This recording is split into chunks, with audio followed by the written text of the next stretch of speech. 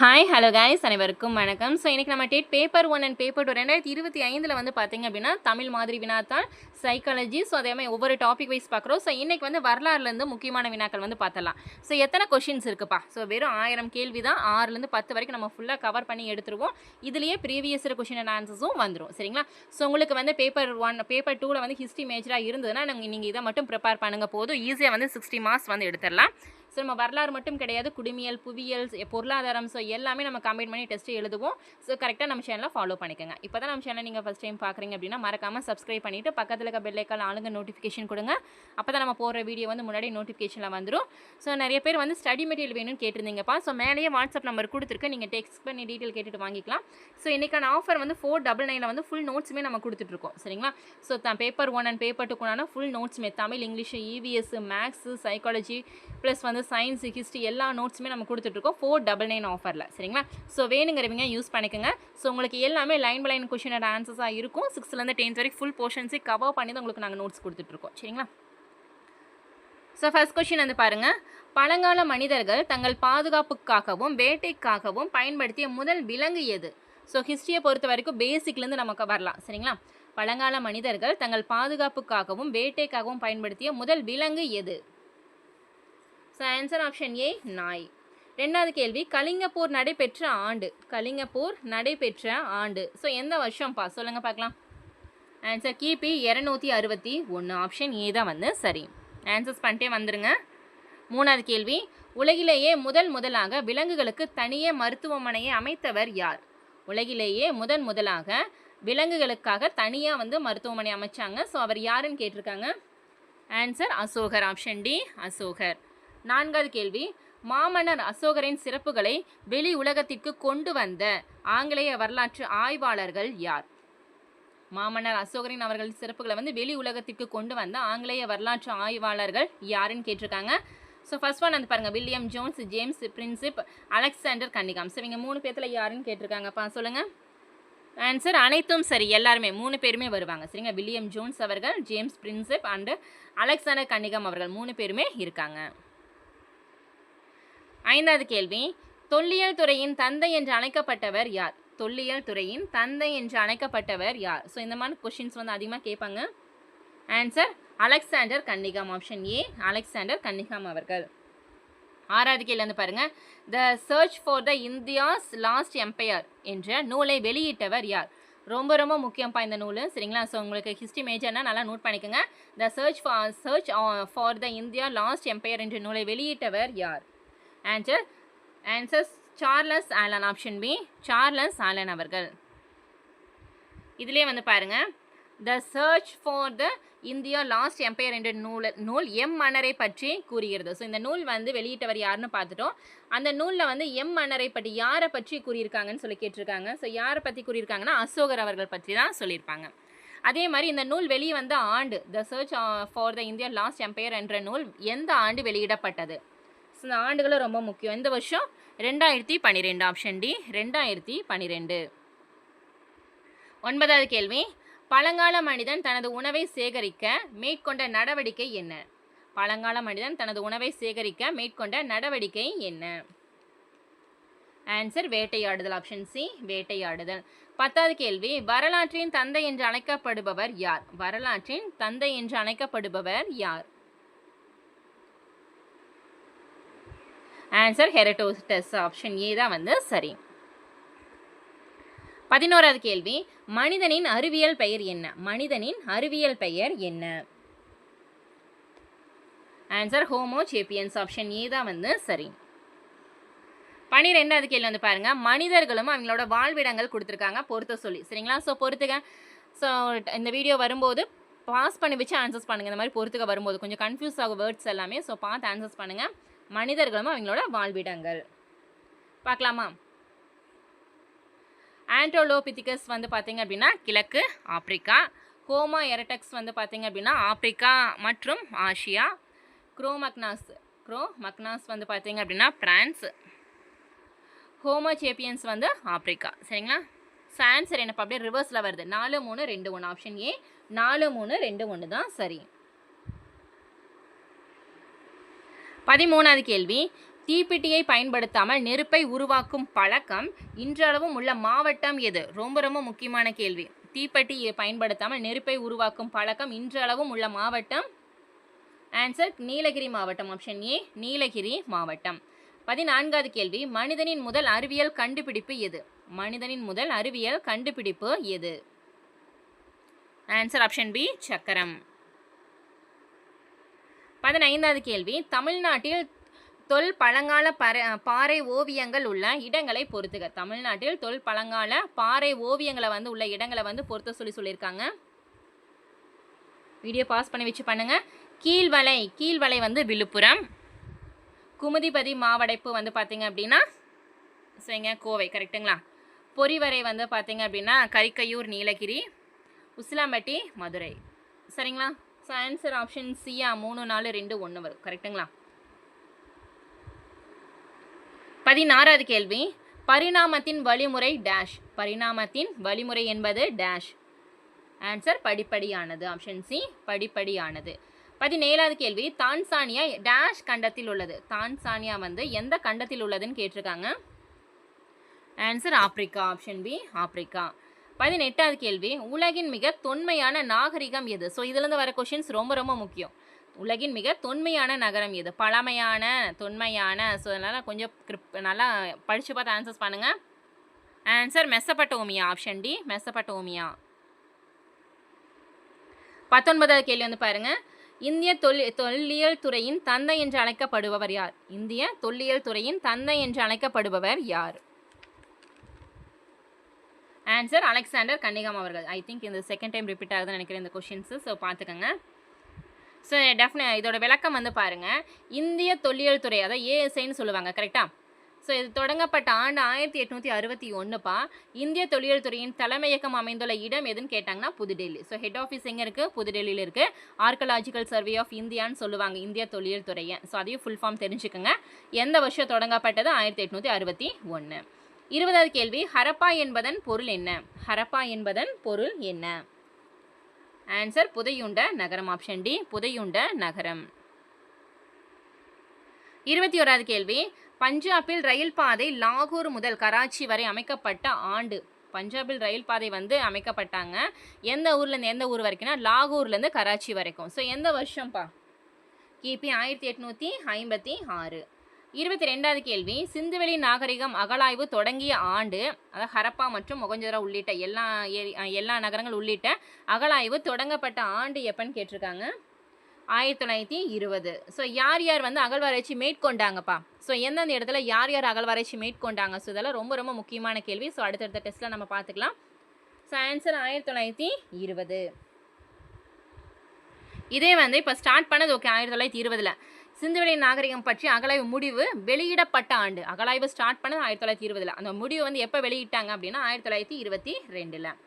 23வது கேள்வி, சிந்துவெளி நாகரிகத்தில் தானிய களஞ்சியம் எங்கு காணப்பட்டது? சிந்துவெளி நாகரிகத்தில் தானிய களஞ்சியம் எங்கு காணப்பட்டது?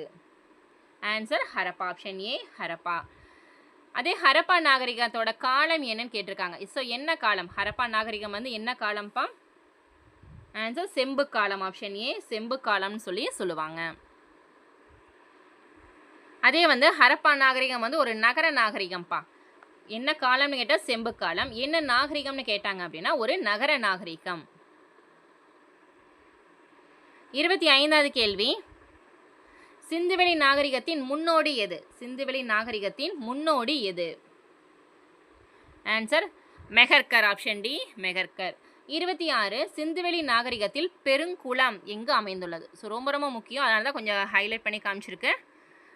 சிந்துவெளி நாகரிகத்தில் பெருங்குளம் எங்கு அமைந்துள்ளது? சொல்லுங்க பார்க்கலாம். Answer Mohenjodaro. Option C Mohenjo-daro.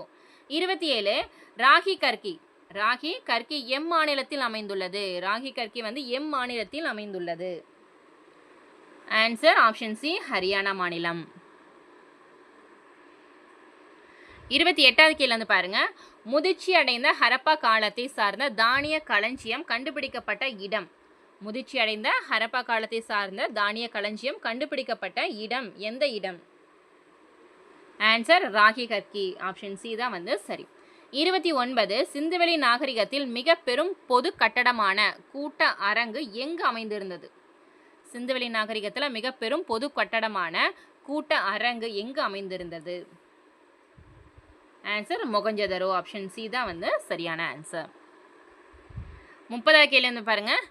சிந்துவெளி காலத்தில் கப்பல் கட்டும் மற்றும் செப்பனிடும் தளம் செயற்கை துறைமுகம் சொல்லுவோம். எங்கு காணப்பட்டது? சிந்துவெளி காலத்தில் கப்பல் கட்டும் மற்றும் செப்பனிடும் தளம் செயற்கை துறைமுகம்னு சொல்லுவோம். எங்கு காணப்பட்டதுன்னு கேட்குறாங்க. லோத்தல்ல. சரிங்க, ஆப்ஷன் டி லோத்தல். அதே லோத்தல் எந்த மாநிலத்தில் அமைந்துள்ளதுன்னு கூட கேட்கலாம். ஒவ்வொரு கேள்விக்கு இடையில் இந்த மாதிரி வந்து கொஞ்சம் ஷார்ட்டாக நோட்ஸ் மாதிரி கொடுத்துருப்போம். அதையும் நோட் பண்ணிக்கோங்க. ஏன்னா உங்களுக்கு அந்த கேள்வியும் உங்களுக்கு எக்ஸாம்ஸில் கேட்கலாம். லோத்தல் வந்து அமைந்துள்ள மாநிலம் எந்த மாநிலம்? குஜராத் மாநிலம். அந்த லோத்தல் துறைமுகம் எந்த நதியின் ஆற்றின் கரையில் அமைந்துள்ளது அதையும் கேட்பாங்க. ஒவ்வொரு துறைமுகம் வந்து எந்த நதியோட ஆற்றின் கரையில் அமைந்துள்ளதுன்னு கேட்பாங்க. சபர்மதி. லோத்தல் துறைமுகம் வந்து எந்த நதியின் ஆற்றின் கரையில் அமைந்துள்ளது? சபர்மதி ஆற்றில். சரிங்களா, நதியின் ஆற்றில். 31வது கேள்வி. அமர்ந்த நிலையில் உள்ள ஓர் ஆண் சிலை எங்கு கண்டுபிடிக்கப்பட்டது? அமர்ந்த நிலையில் உள்ள ஓர் ஆண் சிலை எங்கு கண்டுபிடிக்கப்பட்டது? Answer Mohenjodaro. Option A Mohenjodaro. 32 லோத்தலில் கண்டுபிடிக்கப்பட்ட தந்தத்திலான அளவுகோல் எது வரையிலான அளவீடுகளை கொண்டிருந்தது? ரொம்ப ரொம்ப முக்கியமான கேள்வி. லோத்தலில் அகழ்வாராய்ச்சியில் கண்டுபிடிக்கப்பட்ட அந்த தந்தத்திலான அளவுகோல் வந்து எது வரையிலான அளவீடுகளை கொண்டிருந்தது? அதோட வந்து எவ்வளோ அளவுகள் வந்து அது வந்து கொண்டிருந்ததுன்னு கேட்டிருக்காங்க. Answer 1704 milli metre. 33வது கேள்வி. மனிதர்களால் முதலில் கண்டுபிடிக்கப்பட்ட மற்றும் பயன்படுத்தப்பட்ட உலோகம். இதெல்லாம் ரொம்ப முக்கியம்ப்பா. மனிதர்களால் முதலில் கண்டுபிடிக்கப்பட்ட, நம்ம முதல்ல கண்டுபிடிச்ச மற்றும் பயன்படுத்திய உலோகம் என்ன உலோகம்? ஆன்சர் செம்பு உலோகம். ஆப்ஷன் டி செம்பு. 34வது கேள்வி. நடன மாது என்ற வெண்கலத்திலான சிறிய பெண் சிலை காணப்பட்ட இடம் எது? நடன மாது என்ற வெண்கலத்திலான சிறிய பெண் சிலை காணப்பட்ட இடம். இதெல்லாம் வந்து அகழ்வாராய்ச்சியில் கண்டுபிடிச்சாங்க. சரிங்களா, இந்த அகழ்வாராய்ச்சி கண்டுபிடிச்சவங்க யாருன்னு சொல்லிட்டு அதையெல்லாம் அடுத்தடுத்த டெஸ்ட்டில் பார்த்துக்கலாம். கண்டிப்பாக அதெல்லாம் கொஷின்ஸ் உங்களுக்கு வரும். இதுக்கான ஆன்சர் என்ன? மொகஞ்சதரோ. Option A Mohenjo-daro. 35 சிந்துவெளி மக்கள் எந்த விலங்கை பற்றி அறிந்திருக்கவில்லை? எந்தெந்த விலங்குகள் வந்து அவங்க தெரிஞ்சிருந்தது, எது வந்து தெரியலை, அதெல்லாம் கேட்பாங்க. ஆன்சர் குதிரை. ஆப்ஷன் பி குதிரை. அதே மாதிரி வந்து பாருங்க, எந்த உலோகம் அறிந்திருக்கவில்லைன்னு கூட கேட்பாங்க. சிந்துவெளி மக்கள் எந்த உலோகம் அறிந்திருக்கவில்லைன்னா இரும்பு. இரும்புன்னா அவங்களுக்கு என்னன்னு தெரியாது, செம்பு மட்டும்தான் அவங்களுக்கு தெரியும். சரிங்களா. 36 முதல் எழுத்து வடிவம் யாரால் உருவாக்கப்பட்டது? முதல் எழுத்து வடிவம் யாரால் உருவாக்கப்பட்டது? ஆன்சர் சுமேரியர்கள். ஆப்ஷன் டி சுமேரியர்கள். 37வது கேள்வி. மொகஞ்சதரோ எந்த ஆண்டு யுனெஸ்கோ அமைப்பால் உலக பாரம்பரிய தளமாக அறிவிக்கப்பட்டது? மொகஞ்சதரோ வந்து எந்த வருஷம் வந்து யுனெஸ்கோ அமைப்பால் வந்து உலக பாரம்பரிய தளம் அப்படின்னு சொல்லி அறிவிச்சாங்கன்னு சொல்லி கேட்குறாங்க. வருஷம் எல்லாமே ரொம்ப முக்கியம். 1980. 38 பழங்கால பொருட்களின் வயதை அறிய பயன்படும் ஐசோடோப் எது? பழைய அந்த காலத்தில் வந்து இந்த ஒவ்வொரு அகழ்வாராய்ச்சி மேற்கொள்ளும் போது ஒவ்வொரு நகரத்துலேருந்து ஒவ்வொரு மண்பாண்டங்கள் அந்த மாதிரி பொருள்களை எடுப்பாங்க. அந்த மாதிரி பழங்கால பொருட்களை வந்து அறியறதுக்கு பயன்படும் ஐசோடோப் எது? அதோட வயசு. இப்போ ஒரு பொருள் அடிச்சிட்டாங்க, அந்த பொருள் வந்து எத்தனை வருஷத்துக்கு பழமையானதுன்னு சொல்லி கண்டுபிடிப்பாங்கல்ல. அதுக்கான முக்கிய மெயின் எது அப்படி எந்த ஐசோடோப்னு கேட்குறாங்க. எந்த isotope? Carbon 14. Option B carbon 14. 39 Giza pyramid. Giza pyramid யாரால் கட்டப்பட்டது? கீசே பிரமிடு யாரால் கட்டப்பட்டது? பார்த்தாலே குஃபு மன்னன். ஆப்ஷன் ஏ தான் வந்து சரி. 40வது கேள்வி பொறுத்துங்க. மொகஞ்சதரோனா என்ன? மொகஞ்சதரோ இறந்தோர் மேடுன்னு சொல்லுவோம். வெண்கலம் ஒரு உலோக கலவை. கோட்டை மேடான பகுதி. கார்னெலியன் அப்படிங்கிறது வந்து ஒரு சிவப்பு மணிக்கல். சரிங்களா. ஆன்சர் ஆப்ஷன் டி 4, 3, 1, 2 தான் சரி. நல்லா நோட் பண்ணிக்க. மொகஞ்சதரோ அப்படிங்கிறது வந்து ஒரு இறந்தோர் மேடுன்னு சொல்லுவோம். அந்த நம்ம சொல்கிறோம்ல இறந்தவங்களோட அந்த இதெல்லாம், அதுதான் வரும். வெண்கலம் அப்படிங்கிறது வந்து ஒரு உலோக கலவை. கோட்டை அப்படின்னா என்ன? ஒரு மேடான பகுதி. கார்னெலியன் அப்படிங்கிறது வந்து சிவப்பு மணி கல். 41வது கேள்வி. கோவலனும் கண்ணகியும் பிறந்த ஊர் எது? கோவலனும் கண்ணகியும் பிறந்த ஊர் எது? Answer Poompuhar. Option D Poompuhar. 42 Poompuhar துறைமுகம் என் கடற்கரையில் அமைந்துள்ளது? எக்கடற்கரையில் அமைந்துள்ளது. எந்த கடற்கரைன்னு நான் சொல்ல வந்தேன். பூம்புகார் துறைமுகம் வந்து எந்த கடற்கரையில் அமைந்துள்ளது அப்படின்னா ஆன்சர் வங்காள விரிகுடா. ஆப்ஷன் சி வங்காள விரிகுடா. 43 வந்து பாருங்க, சங்ககால சோழ அரசின் துறைமுகம் என்ன? சங்ககால சோழ அரசோட துறைமுகம் என்ன? ஆன்சர் பூம்புகார். ஆப்ஷன் டி தான் வந்து சரி. 44 பூம்புகார் துறைமுகத்தில் நடந்த வணிகம் குறித்து கூறும் சங்ககால சான்றுகளில் தவறானது எது? பூம்புகார் துறைமுகத்தில் நடந்த வணிகத்தை பற்றி ஒரு சங்ககால நூல்கள் எல்லாம் சொல்லியிருப்பாங்க. ஸோ அதில் வந்து கீழ்கண்டவற்றில் எது வந்து தவறானதுன்னு கேட்குறாங்க. ஆன்சர் திருக்குறள். திருக்குறள் வந்து பார்த்தீங்க அப்படின்னா, ஸோ இந்த மாதிரி வணிகம் நடந்த எந்த ஒரு சான்றுமே இதில் கிடையாது. ஸோ இதில் இருந்தால் பட்டினப்பாலை, சிலப்பதிகார, மணிமேலையெல்லாம் வந்து இதை பற்றி சொல்லியிருப்பாங்க. பழங்காலத்தில் நடந்த துறைமுகத்தில் நடந்த வணிகங்கள் பற்றி எல்லாமே சொல்லியிருப்பாங்க. சரிங்களா? 45வது கேள்வி, இரட்டை காப்பியங்கள் என அழைக்கப்படுவது எது? ஸோ நம்ம தமிழ் டெஸ்ட்டில் பார்த்துருப்போம். உங்களுக்கு தமிழ் டெஸ்ட்டும் காலையில் டைம் போயிட்டுருக்கு. ஸோ மார்னிங் டைமில் அதையும் கரெக்டாக ஃபாலோ பண்ணிக்கோங்க. 2 ஈவனாக ஃபாலோ பண்ணுங்கள். சரிங்களா? ஸோ இரட்டை காப்பியங்கள் என்னப்பா? சிலப்பதிகாரம் மற்றும் மணிமேகலை. ஆப்ஷன் சி தான் வந்து சரி. ஓகே, நான் எகெயின் வந்து ரிமெம்பர் பண்ணுறேன். ஸோ உங்களுக்கு வந்து பிடிஎஃப் நோட்ஸ் வந்து ஸ்டடி மெட்டீரியல் வந்து நம்ம கொடுத்துட்ருக்கோம். வெறும் 499 உங்களுக்கு தமிழ், இங்கிலீஷு, மேக்ஸு, சைக்காலஜி, உங்களுக்கு எந்த பேப்பர் மேஜரோ, சயின்ஸு, ஹிஸ்ட்ரி எதுனாலும் நீங்கள் கேட்டு வாங்கிக்கலாம். பேப்பர் 1ஓட ஃபுல் நோட்ஸுமே நம்ம கொடுத்துட்ருக்கோம் வெறும் 499. சரிங்களா? வேணுங்கிறீங்க மேலேயே வாட்ஸ்அப் நம்பர் கொடுத்துருக்கோம். டெக்ஸ்ட் பண்ணி டீட்டெயில் கேட்டுட்டு வாங்கிக்கலாம். இது வந்து லிமிடெட் ஆஃபர் தான். உங்களுக்கு எல்லாமே லைன் பை லைனாக 6லேருந்து 10th வரைக்கும் ஃபுல் நோட்ஸுமே ரிவிஷன் நோட்ஸ் முதல் கொண்டு உங்களுக்கு நாங்கள் கொடுத்துருவோம். நீங்கள் இதை மட்டும் ப்ரிப்பேர் பண்ணால் போதும். ஃபுல் மார்க்ஸ் ஈஸியாக நீங்கள் எடுத்துக்கலாம். சரிங்களா? 46 கண்ணகியின் தந்தை மாநாய்க்கன் ஆவார். அதில் மாநாய்க்கன் என்பதன் பொருள் என்னப்பா? கண்ணகி அவர்களோட தந்தை பெயர் என்ன? மாநாய்க்கன். அந்த மாநாய்க்கன் என்பதன் பொருள் என்ன அப்படின்னு கேட்டிருக்காங்க. ஆன்சர் பெருங்கடல் வணிகன். ஆப்ஷன் பி பெருங்கடல் வணிகன்னு சொல்லுவாங்க. 47வது கேள்வி பாருங்க, கோவலனின் தந்தை மாசாத்துவான். கோவலனின் தந்தை யாரு? மாசாத்துவான். அதில் மாசாத்துவான் என்பதன் பொருள் என்ன? ஆன்சர் பெருவணிகன். Option A பெருவணிகன். 48 சங்க காலத்தில் பூம்புகார் துறைமுகத்தில் இறக்குமதி செய்யப்பட்டவை எவை? சங்க காலத்தில் வந்து இறக்குமதி செஞ்சது எந்த பொருள், ஏற்றுமதி செஞ்சது எந்த பொருள்னு கண்டிப்பாக கொஷின்ஸ் வரும். ஹிஸ்ட்ரியில் பேசிக் நம்ம பார்க்கும்போது இறக்குமதி செய்யப்பட்டதெல்லாம் எதுங்க? ஆன்சர் குதிரை. குதிரை வந்து இறக்குமதி செஞ்சாங்க.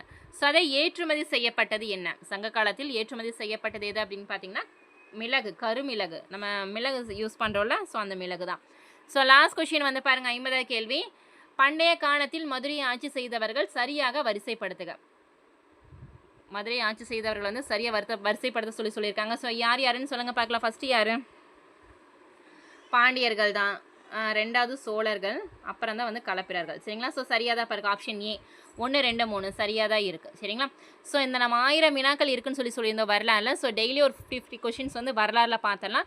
ஸோ நம்ம வரலாறு மட்டும் கிடையாது, நீங்கள் தனியாக செப்பரேட்டாக இந்திய பொருளாதாரம் தனியாக படிக்கணும், அதே மாதிரி இப்போ குடிமியல் படிக்கணும், புவியியல் படிக்கணும். ஸோ அதுலேருந்து கொஷின் அண்ட் ஆன்சர்ஸும் நம்ம அதையும் நம்ம டெஸ்ட்டு ஃபாலோ பண்ணுவோம். அதையும் நீங்கள் கரெக்டாக பார்த்துக்கோங்க. சரிங்களா? ஸோ நம்ம ஹிஸ்ட்ரி மட்டும் பார்த்தா போதுன்னு நினச்சிட்டு இருக்காதிங்க. ஹிஸ்ட்ரி கூட மற்ற இதையும் பார்க்கணும். மற்ற சப்ஜெக்டையும் நீங்கள் கிளியர் படிக்கணும். சரிங்களா? தமிழ், இங்கிலீஷ் எல்லாமே உங்களுக்கு நாங்கள் கொடுப்போம்.